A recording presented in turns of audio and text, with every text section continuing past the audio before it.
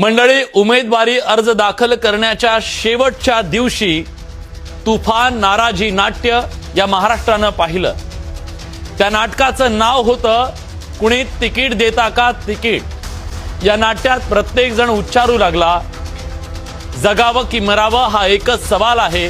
या राजकारणाच्या उकिरड्यावर खरकट्या पत्रवाळीचा तुकडा होऊन जगावं बेशरम लाचार आनंदानं, की फेकून द्यावं पक्षाच्या निष्ठेचं उपरणं मृत्यूच्या काळ्या शार डोहामध्ये, आणि करावा शेवट सगळ्या पक्षांचा एकाच प्रहारानं, आपल्याही आणि विरोधकांच्याही। साहेब, तुम्ही इतके कठोर का झालात? एका बाजूला आम्ही ज्या पक्षाला जन्म दिला ते आम्हाला विसरतात, दुसऱ्या बाजूला ज्या पक्षानं आम्हाला जन्म दिला ते तुम्ही आम्हाला विसरलात।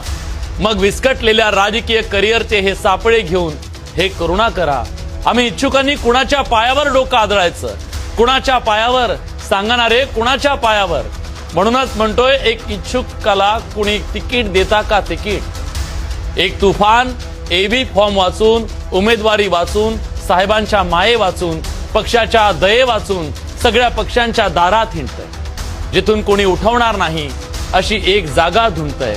विचारतंय कुणी तिकीट देता का रे कुणी तिकीट। अर्ज भरायची वेळ संपली, सगळ्या आशा संपल्या, पाठलाग केला पण तिकीट काही सापडलं नाही। अश्रू तरळले, हंबरडा फोडला पण कुणाला दया आली नाही। कुठे साहेबांच्या सुनापुराने तिकीट नेली तर कुठे निष्ठावान वेटिंगवर राहिले, निष्ठावान अश्रू ढाळत राहिले आणि काल आलेले तिकीट घेऊन नाचत गेले।